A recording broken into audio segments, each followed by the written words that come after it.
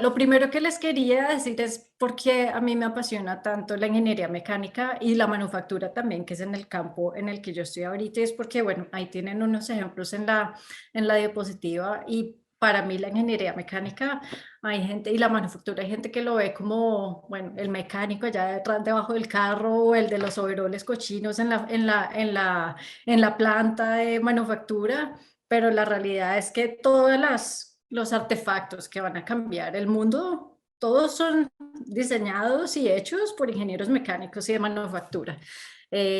Así que nosotros tenemos todos un rol muy importante en el futuro del mundo. Suena como muy grande, pero es así. Y por eso es que yo desde antes de empezar en los Andes estaba muy apasionada por esta carrera y sigo muy apasionada por la carrera y espero seguir en este campo hasta que me pensione, que estábamos hablando de pensionados ahorita. Entonces, les quería contar, a ver, lo que voy a hacer hoy es contarles un poquito de mi carrera en los últimos, lo que les decía, 21 años, y de ahí sacar algunos ejemplos y algunas de las lecciones que yo he aprendido que creo que son de valor mirando hacia atrás. Y si hubiera sabido esto, a lo mejor al principio de mi carrera me hubiera servido mucho más de lo que me ha servido hasta ahora. Entonces voy a empezar contándoles qué es lo que he hecho en los últimos 21 años. O sea, en el 2001 yo entré al Departamento de Ingeniería Mecánica en la Universidad de los Andes. Allá conocí a Juan Pablo como profesor, él fue mi profesor, no me acuerdo de qué fue, pero creo que muchos de los profesores que me dieron a mi clase siguen ahí. Y la verdad que fue una experiencia eh, muy gratificante. Y sobre todo cuando ya al final de la carrera que empecé a trabajar en un proyecto y yo hice mi proyecto con el profesor Pinilla en mecánica de fluidos, porque me preguntó qué es lo que no le gusta. Yo, mecánica de fluidos, me dijo, listo, haga su proyecto en mecánica de fluidos, obviamente. Entonces, fue un proyecto súper interesante y después de eso amé la mecánica de fluidos y la termodinámica y por eso fue que hice la maestría después también en este mismo proyecto. No sé si alguno de ustedes haya oído sobre Jepirachi. Jepirachi es un parque, bueno, espero que todavía esté ahí, al menos cuando yo estuve haciendo este proyecto, era un parque eólico en La Guajira, me dice Juan Pablo que sí, todavía está ahí, menos mal. Entonces, un parque eólico en La Guajira, donde la verdad que para mí eso fue una cosa pionera porque no había mucho en ese momento. Y este proyecto lo empezó la empresa, ¿cómo se llama? EPM, Empresa Pública de Medellín, tal vez, la empresa de energía de Medellín. Ellos instalaron el parque y el problema que ellos tenían es que había un efecto de estela. No sé si tal vez se puede ver ahí que hay dos filas de turbinas y el problema es con la turbulencia detrás de las turbinas se genera lo que se llama el efecto de estela y las turbinas que están atrás no podían generar la misma cantidad de energía. Entonces fue un proyecto muy interesante donde utilicé lo que había aprendido de mecánica de fluidos, de modelación, mucha parte de todo ese cuento del cálculo y todo eso que uno ve que no sirve para nada, pues todo eso lo usé para modelos, para empezar a desarrollar modelos o utilizar modelos matemáticos que sirvieran para predecir la generación total de energía y después utilizar eso para planear futuros parques eólicos que tuvieran menos efectos de Estela. Entonces fue un proyecto muy interesante. Luego empecé la maestría en ingeniería mecánica allá mismo con énfasis en energías renovables y continué con este proyecto a lo largo de toda la maestría. Muy interesante. Y muy interesante también que la universidad me dio la oportunidad de hacer algo directamente con la industria. Entonces, un problema real de verdad. Eh, yo terminé en los Andes en el 2006 y se dio la oportunidad de ir a hacer un doctorado, de hecho, donde lo hicieron el profesor Alejandro Marañón y el profesor Juan Pablo Casas en Loughborough University, en la parte central, casi que justo en el centro de Inglaterra. Y mi doctorado también fue un proyecto industrial y ahí pueden ver algunas de las empresas con las que estuve trabajando. Ellos son empresas del sector aeroespacial que manufacturan cajas de control electrónico para las turbinas de aviones. En ese caso, bueno, las turbinas que van en aviones, las turbinas Rolls-Royce principalmente. Y la idea es, bueno, acá tengo unas imágenes, ustedes pueden ver ahí el tipo de turbina de la que estamos hablando, las cajas electrónicas. Yo no sabía mucho de electrónica, pero menos mal hice cuando estaba en la carrera, hice opción en ingeniería electrónica, que me fue muy útil. Y la idea era no tanto mirar la parte electrónica, sino mirar el proceso de manufactura, simular la planta de producción como un todo y también desarrollar modelos de no sé si ven mi cursor, pero estas cositas que ven acá son los chips y van pegados a la tableta con soldadura y en ese momento estaban cambiando soldadura sin plomo, ¿cierto? La desplomo sin plomo.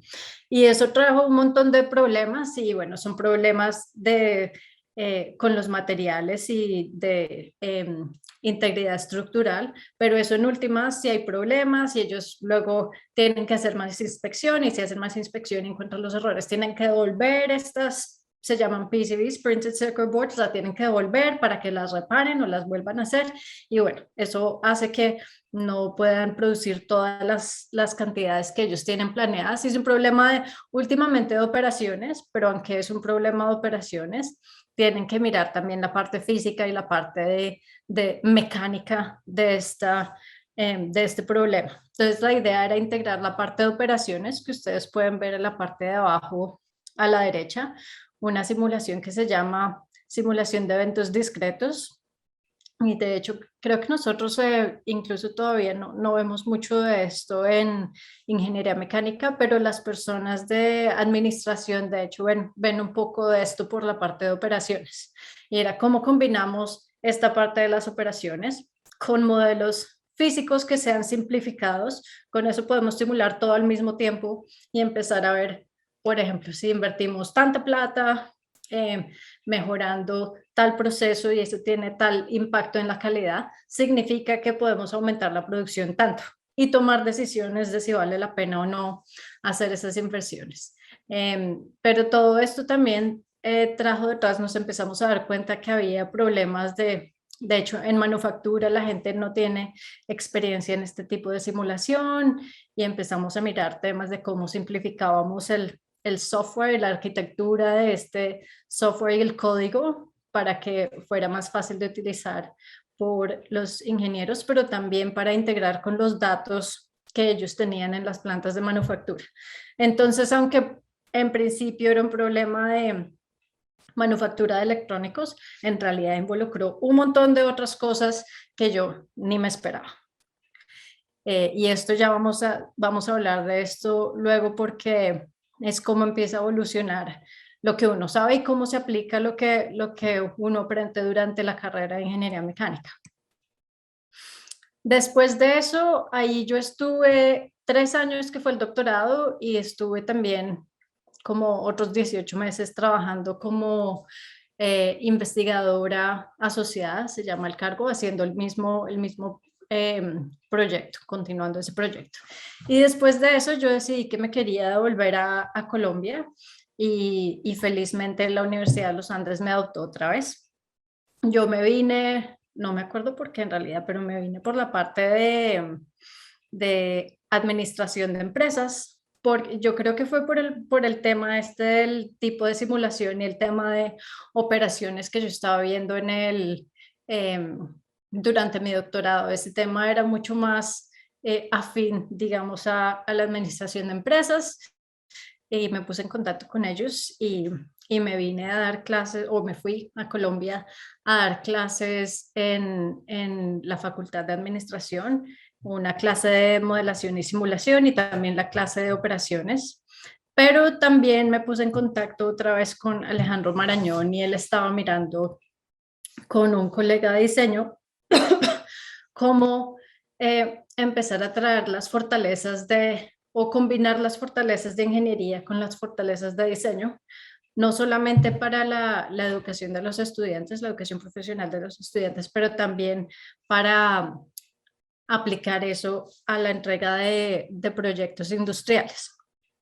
Entonces acá más o menos es, les muestro como la perspectiva de cómo la ingeniería mira las cosas y los problemas desde el punto de vista tecnológico, pero en realidad los problemas siempre tienen una parte humana y la parte humana es interesante que nosotros como ingenieros siempre vamos a solucionar el problema, pero la parte humana hace que a veces los problemas no sean exactamente los que nosotros pensamos que son, sino que haya que explorar en realidad cuáles son las dificultades que tienen los humanos que están involucrados en un problema y a veces mirarlo desde esa perspectiva o muchas veces mirarlo desde esa perspectiva significa que nos damos cuenta que de hecho el problema es diferente a lo que inicialmente pensamos. Entonces es muy importante mirar esa parte y hay una disciplina.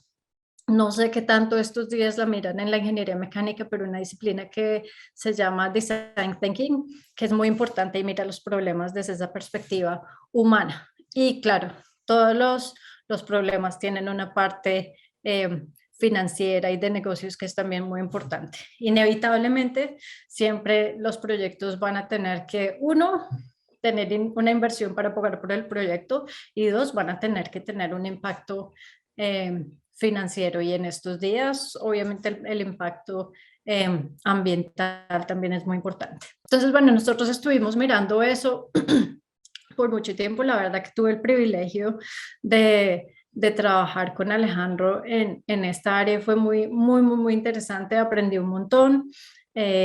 Como parte de eso terminé dando clases con un colega en diseño de Design Thinking para ingeniería y fue muy interesante. Y bueno, yo espero que parte del trabajo que se hizo haya influenciado lo que es hoy, no solamente los pregrados de ingeniería y diseño, sino también las maestrías que han salido. Y en esas estuve más o menos 18 meses, pero después decidí volver al Reino Unido. Y cuando yo estaba en la Universidad de Loughborough, resulta que esta universidad había sido parte de fundar, perdón, ya salió el Spanglish, de empezar y de formar un centro que se llama Manufacturing Technology Center. Y es un centro que es en parte financiado por la industria y en parte financiado por el gobierno, porque ellos toman riesgos en innovación para el sector de manufactura. Perdón. Y cuando yo estaba en la universidad de Loughborough, yo terminé ayudando ayudando en algunos proyectos cuando empezó el Manufacturing Technology Center. Entonces tenía contactos, me gustó mucho lo que había hecho ahí, digamos, no solamente lo que había hecho, sino el rol que juega el Manufacturing Technology Center, MTC, acá en el Reino Unido, porque es un centro que no es con ánimo de lucro, simplemente tiene una misión de ayudar a la industria, al sector industrial en el Reino Unido y por lo tanto generar trabajos y cosas así. Entonces, una cosa muy interesante y empecé a trabajar allá como investigadora, en este caso investigadora aplicada, un poquito diferente a la investigación en la industria porque es mucho más cercana a la industria y a la aplicación. Entonces ahí empecé como ingeniera en la parte de operaciones otra vez, la parte de simulación de eventos discretos, ayudando otra vez al sector aeroespacial en cosas como por ejemplo planear, y acá creo que tengo, ahorita les cuento sobre estos proyectos. Pero empecé a mirar la parte de planeación de plantas de manufactura, por ejemplo, qué tan grande tenía que ser el edificio, cuántas máquinas se necesitan para un proceso, cuántas personas, con qué habilidades tienen que venir, cuál es el mejor plan de esta planta para que el producto pueda fluir y sea todo eficiente. Y eso fue lo que empecé a hacer aplicando todo lo que había aprendido en el doctorado. Y lo que aprendí en los Andes en ese periodo que fui profesora en ingeniería, administración y diseño, también me sirvió montones para pensar eh, de manera diferente en estos proyectos. Y acá hay un ejemplo, creo que los dos mejores proyectos o los que a mí más me gustaron en esa época, el de arriba a la izquierda es un proyecto que se llamaba Celsius y era todo sobre mantenimiento predictivo.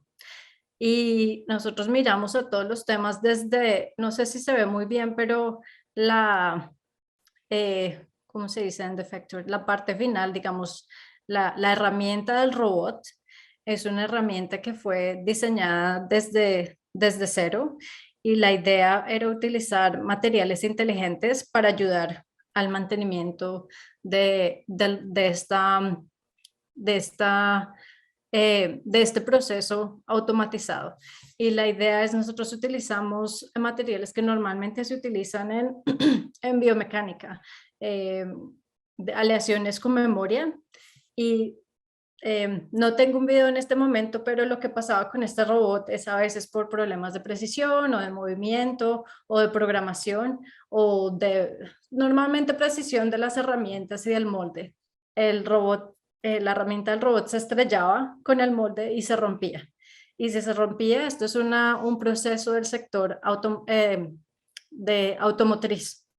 Y cuando se rompe eso, obviamente el proceso tiene que parar y acá cada minuto que ese robot esté parado, pierden un montonón de plata porque acá producen un carro cada 3 minutos más o menos, dependiendo de la planta, varía un poquito, pero eh, tener un robot no, sin funcionar por media hora, eso es, mejor dicho, una desgracia.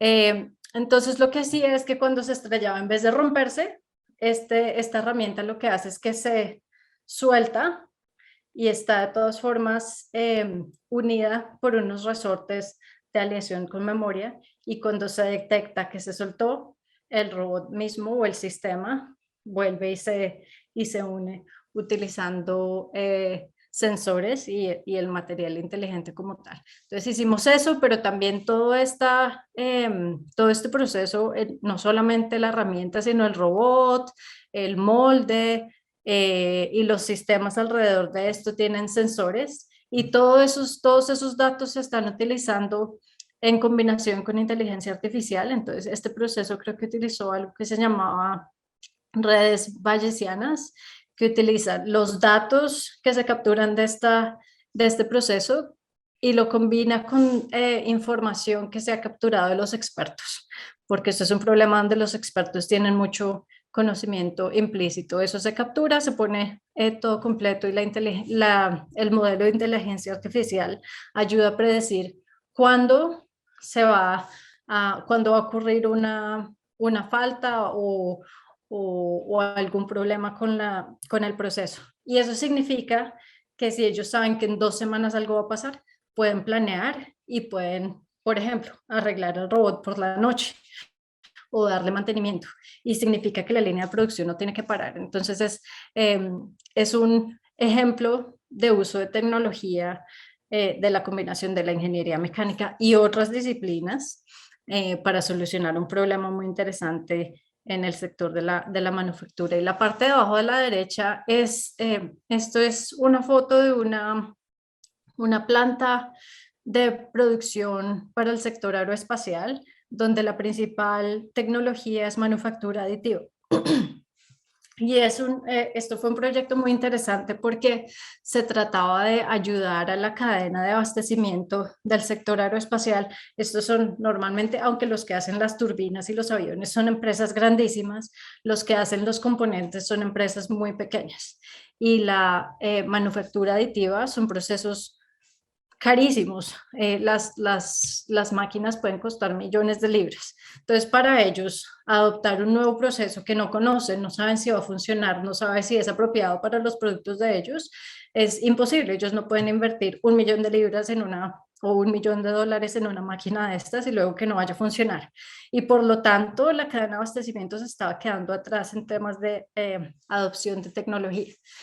Y lo que nosotros hicimos fue, por un lado, construir planta donde en el MTC nosotros, digamos que dábamos el servicio o ofrecíamos el servicio de usar las máquinas, de aprender cómo usarlas y ver si sí servían o no, pero al mismo tiempo desarrollamos un montón de tecnología digital, de modelos de simulación y adquisición de datos y procesamiento de datos y inteligencia artificial, y también sistemas de, digamos, de control y planeación utilizando datos. Y todos esos sistemas significaban que las empresas podían utilizar esos sistemas para aprender cómo funcionaba el proceso, planear cómo funcionaría para sus productos, simular cómo funcionaría para sus productos, no solamente la manufactura, sino por ejemplo la inspección de los productos, y aprender un montón de cosas sin ni siquiera tocar las máquinas. Entonces significa que nosotros reducimos el nivel de inversión y el nivel de riesgo para estas empresas en adoptar una nueva tecnología. Y esta parte fue muy interesante. Y bueno, esos son unos ejemplos. Eso lo hice yo más o menos por unos 3 o 4 años, y después de eso me dieron la oportunidad en la empresa de empezar un nuevo equipo que se llamaba el equipo de manufactura digital, porque nosotros teníamos simulación, pero no teníamos, aunque hicimos algunas cosas de inteligencia artificial, como les mostré, en realidad no teníamos un equipo que mirara todas las ramas de la manufactura digital. Entonces me dieron la oportunidad de empezar el equipo. Y digamos que esto ya fue muy diferente porque yo no me involucraba directamente en los proyectos, sino tuve que empezar a mirar. Bueno, acá hay una foto de uno de los tours que dimos en la industria, y era un rol muy diferente porque el rol significaba empezar a entender cuáles eran digamos, los problemas críticos de la industria que se podían solucionar con manufactura digital, empezar a reclutar gente que pudiera hacer estos proyectos y empezar también a ganar financiación del gobierno del Reino Unido y del gobierno europeo para hacer proyectos, para nosotros aprender a hacer lo que después podíamos ofrecerle a la industria. Entonces digamos, un punto de inflexión en mi carrera donde, digamos, dejé de hacer ingeniería directamente y empecé a utilizar todas las habilidades que tenía más para construir equipos y para habilitar a esos equipos para ellos solucionar los problemas. Y eso lo hice más o menos por 2 o 3 años otra vez, y después resulta que este tema en el Reino Unido ha sido un problema. Bueno, la manufactura en general en el Reino Unido no recibe mucho apoyo del gobierno, y mucho menos la manufactura digital en ese momento. Y a mí me ofrecieron la oportunidad de involucrarme y trabajar con el gobierno del Reino Unido para convencerlos de que esto era un problema que necesitaba inversión del gobierno, de convencerlos de los beneficios, de por qué los negocios no podían hacer eso sin inversión del gobierno. Eso también lo hice desde todos esos 3 cargos, todos fueron desde el MTC. Y ahí fue donde empecé a trabajar directamente con el gobierno para generar un nuevo programa de inversión en el Reino Unido para ayudar a la empresa manufacturera a adoptar tecnologías digitales, ya fuera por haciendo proyectos o entrenando gente o ayudándole a generar startups relevantes en el Reino Unido.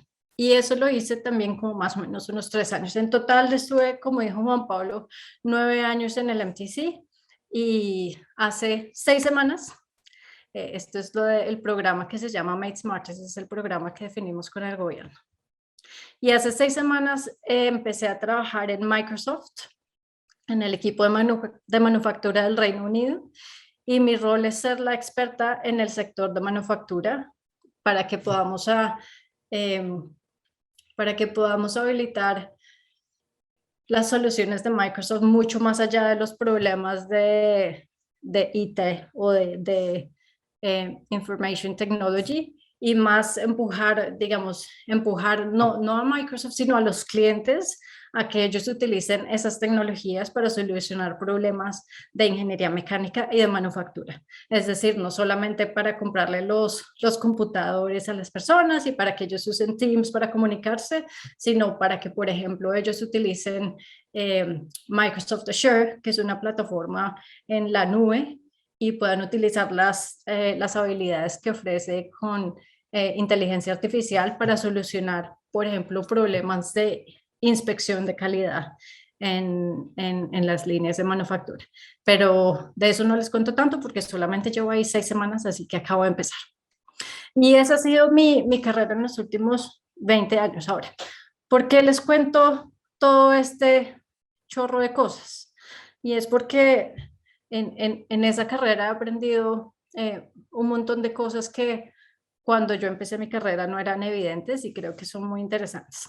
Entonces vamos a mirar esto desde el punto de vista de esta misma jornada, desde el punto de vista de las habilidades o de los conocimientos técnicos. Entonces, bueno, ustedes todos o están estudiando ingeniería mecánica o son ingenieros mecánicos, entonces ustedes saben los temas que aprendemos en ingeniería mecánica en los Andes, que en realidad es un problema normalmente. Creo que nosotros, Juan Pablo, todavía el programa es de 4 años. Bueno, yo voy a asumir que todavía es de 4 años. Y en realidad es un programa que comparado con otros lugares, por ejemplo el Reino Unido, es un programa que es muy completo y muy profundo, sobre todo si se incluye la maestría.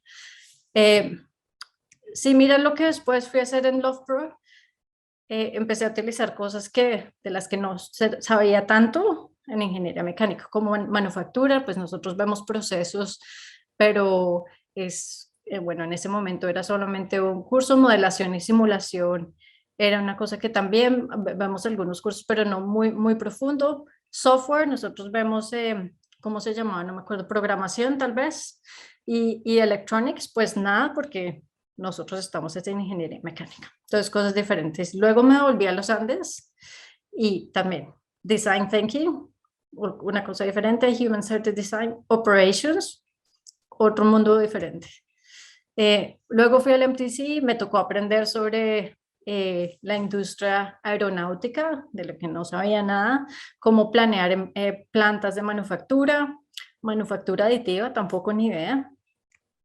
Y luego, desde el punto de vista técnico, bueno, expandí o tuve que expandir, digamos, las áreas que yo cubría para cubrir todo el espacio de manufactura digital y tuve que empezar a mirar partes como de conectividad industrial, de las máquinas, inteligencia artificial, que pues sí, yo hice un poquito en una opción en el pregrado, pero no mucho, robótica, automatización. Y luego, espérame, muevo esta cosa acá, la parte de arquitecturas de todos los sistemas digitales en manufactura, temas de cadena de abastecimiento, el tema de sostenibilidad y bueno, y ahorita estoy teniendo que aprender más cosas.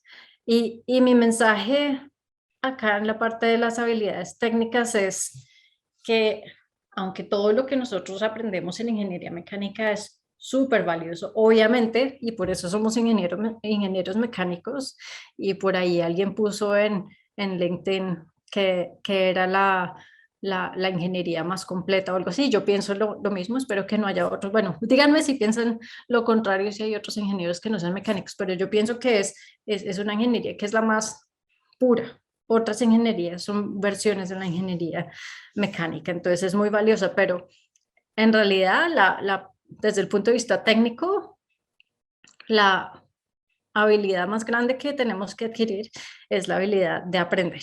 O sea, aprendan a aprender, porque eso es clave. Y a mí me ha servido, me ha tocado a las buenas o a las malas aprender a aprender, porque cada uno de esos pasos, como vieron, necesitó y ha necesitado y seguirá necesitando nuevas habilidades técnicas. Eh, entonces yo les diría, aprendan a aprender, pero también utilicen, nosotros tenemos en la Universidad de los Andes unas posibilidades que yo en realidad no, bueno, no conozco muchas universidades, pero no he visto en ningún lugar tanta flexibilidad en términos de las opciones que nos dan para tocar temas de otros pregrados dentro de la ingeniería y por fuera de la ingeniería. O sea, con las selectivas nosotros tenemos a veces una flexibilidad increíble. Y yo les diría, traten de imaginarse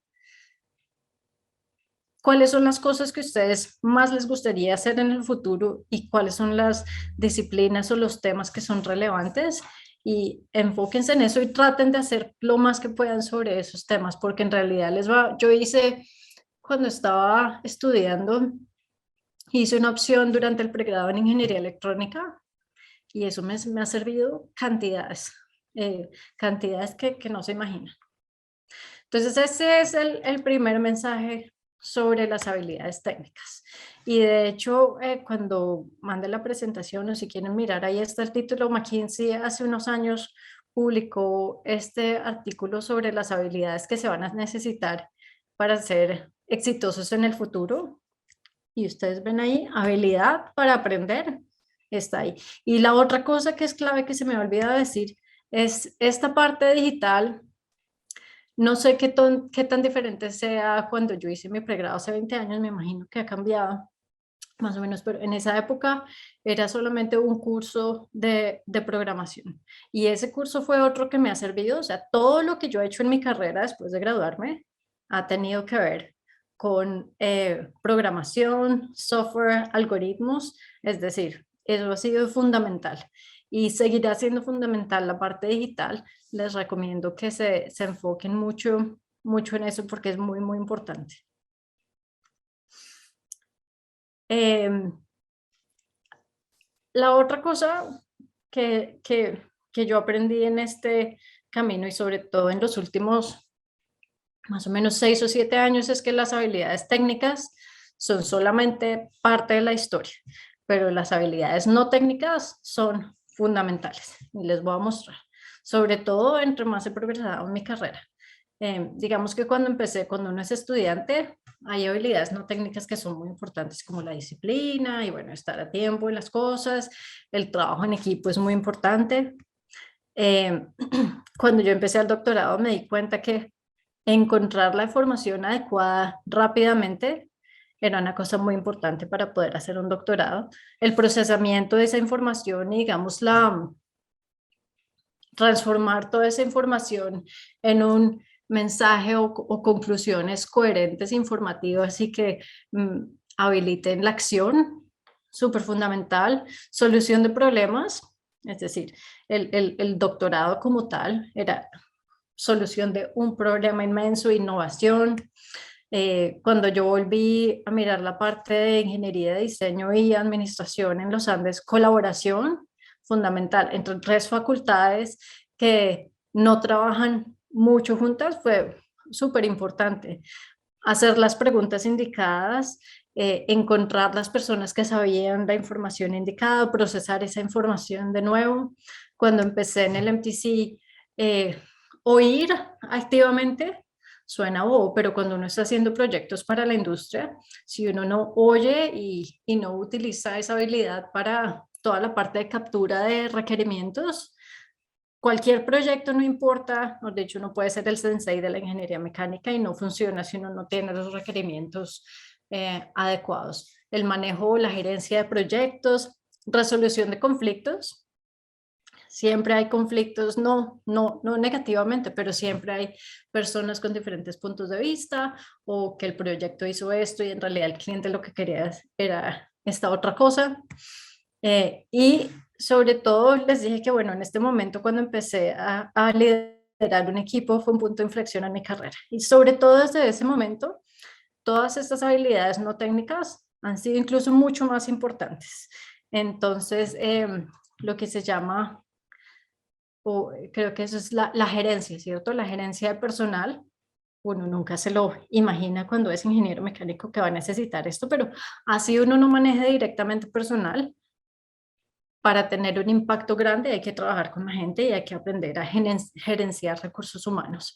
El liderazgo, que es la parte menos operacional y más humana de la gerencia, súper importante. Inspirar a gente, crear una visión, comunicarla adecuadamente, inspirar a la gente para seguir esa visión, muy importante. Cuando estaba trabajando con el gobierno, por ejemplo, lograr que, consenso entre diferentes sectores, diferentes tipos de entidades. Sin eso no se lograba ningún proyecto a escala nacional. Negociaciones, empujar a las empresas y a las organizaciones para que piensen diferente, para que piensen de manera innovadora, muy difícil. Y ahorita en mi rol también es muy importante porque no manejo a nadie directamente, pero tengo que influenciar a un montón de gente dentro de Microsoft y por fuera de Microsoft para lograr lo que queremos lograr en manufactura, orquestación de Encima, personas. Dime. Bueno, por ahí oí a alguien Fue que diciendo. alguien se le activó el micrófono, Ah, bueno. tranquila. Tranquilos que ya voy a terminar, ya están aburridos. Y comunicación, muy importante.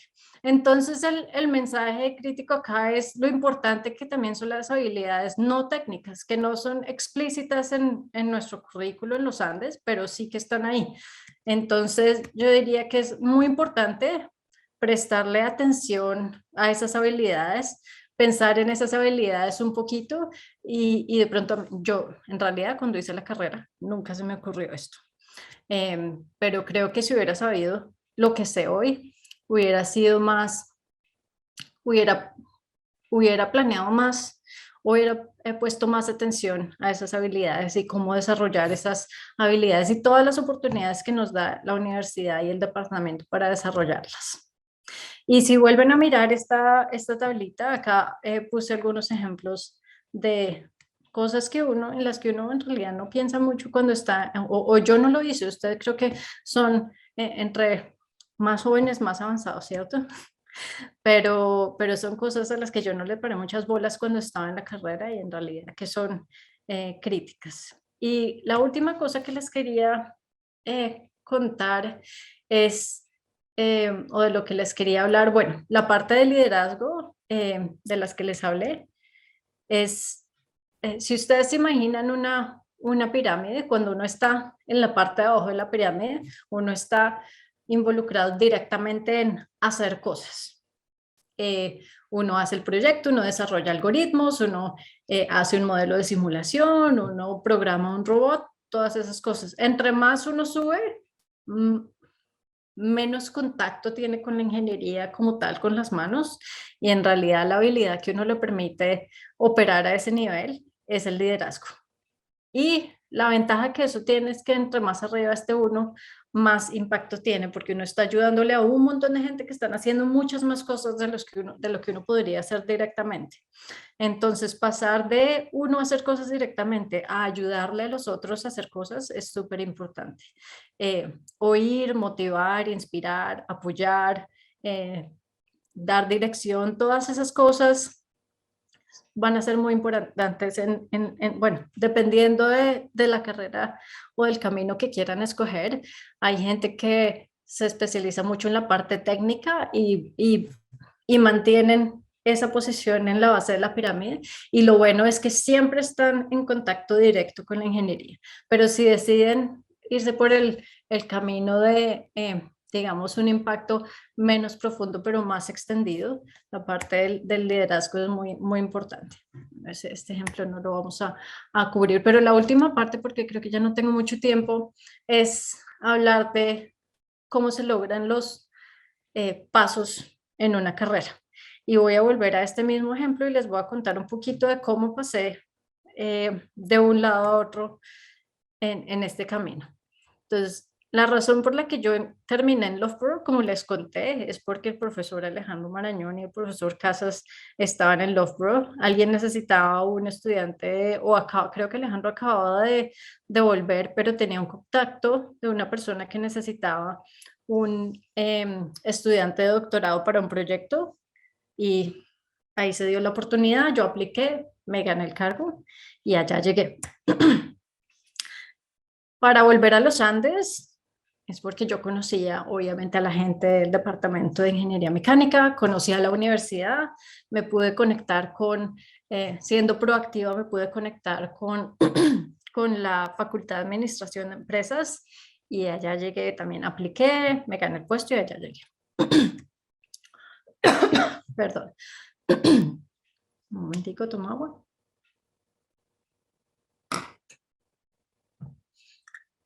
Llegué al MTC porque también tenía la conexión que había hecho en la Universidad de Loughborough y todavía conocía gente que habían estado muy involucrados en el MTC y seguían muy involucrados y ellos me presentaron a las personas indicadas en el MTC y como tenía también experiencias relevantes y fui proactiva en ir allá, pues bueno, apliqué al trabajo que había, me lo gané. Y luego el trabajo de Technology Manager también fui proactiva, tenía experiencias relevantes y como estaba involucrada con gente, con las personas, digamos, que eran también más proactivas, estaban pensando en qué hacer, me di cuenta que había esta oportunidad y apliqué al cargo. Y la otra fue un proyecto que me lo ofrecieron a mí porque había gente en el MTC, digamos, más arriba, los directores que ya me conocían. Pasó que yo tenía experiencia relevante y ellos dijeron, bueno, creemos que la persona adecuada para hacer esto es Lina, le vamos a decir que lo haga. Y Microsoft fue muy diferente a los pasos anteriores porque fue alguien que me contactó por LinkedIn. Entonces fue la parte de la información pública que hay acerca de mí, le hizo pensar a alguien que de pronto yo era la persona indicada para este trabajo. Ellos me buscaron, al final decidí aplicar y me dieron el trabajo. Todo este cuento para contarles que con base en mi experiencia creo que es interesante observar las cosas que me permitieron hacer los cambios. Y si ustedes se fijan, es muy importante, creo que acá lo puse, demostrar obviamente impacto, porque toda esta parte de tener conexiones y de tener la experiencia, todo eso no vale si yo no hubiera tenido impacto y también tampoco vale si yo no hubiera dicho qué es lo que he hecho y no le hubiera contado a la gente qué he hecho. Pero la otra parte que no aplica a todo el mundo, creo que hay gente que le gusta la ingeniería mecánica purita, así como es, y se quieren quedar ahí. Pero a mí me sirvió mucho ser adaptable y utilizar la ingeniería mecánica de una manera mucho más abierta. Si ustedes ven, ninguno de estos roles es lo que ustedes llamarían un ingeniero mecánico puro, puro, puro, no. Y de hecho, bueno, algún día les cuento una historia donde casi que no me dejan ser, como se dice, Chartered Mechanical Engineer por eso. Pero el tema acá es ser proactivo, es súper importante. No se esperen a que alguien les planee la carrera o el camino a donde van a ir o les dé la siguiente oportunidad porque no lo van a hacer. Y si lo hacen, peor, porque a lo mejor no va a ser lo que a donde ustedes van a ir. La gente planea las cosas desde la perspectiva de ellos. Si ustedes quieren ir, si ustedes le quieren poner su propia dirección a la carrera, tienen que ser proactivos en definir esa carrera. Es muy importante hacer lo que a uno le gusta. Un momentico que se me va a acabar la batería.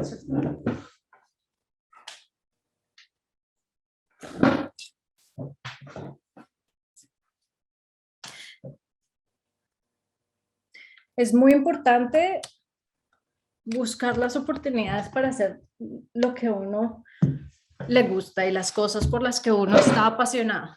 Porque si ustedes se fijan, yo siempre he seguido mis pasiones y he hecho cosas que son lo que a mí me gusta y por eso es que tengo experiencias que son relevantes para los siguientes puestos que son cosas relacionadas con lo que a mí me gusta. Si yo hiciera otras cosas, cuando aparece la oportunidad, pues no sabría nada sobre eso y no estaría en una posición ventajosa para aplicar para esos trabajos. Y sigan a las personas que hacen las cosas, que la gente que los inspira a ustedes, la gente que hace las cosas que los inspira a ustedes, porque si ustedes se conectan con ellos, los ayudan, tienen relaciones, discuten cosas con ellos, ellos probablemente pueden ser personas que los lleven a la siguiente oportunidad.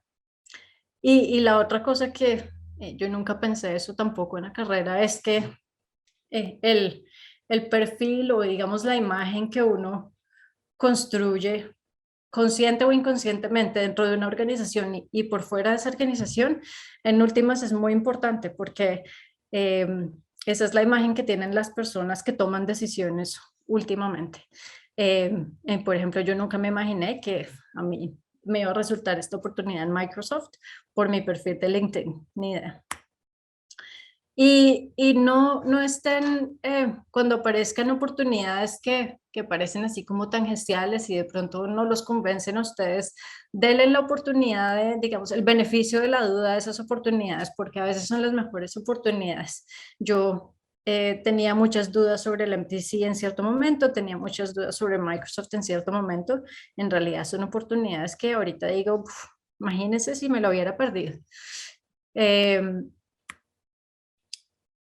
Y quería terminar hablando sobre ese tema de las carreras y hagan un plan de carrera, porque es muy importante ser uno consciente sobre hacia dónde va, pero al mismo tiempo no esperen que el plan va a pasar así exactamente como ustedes lo planean. Es muy útil planearlo y estar preparado con base a ese plan, pero en últimas estén preparados para las oportunidades.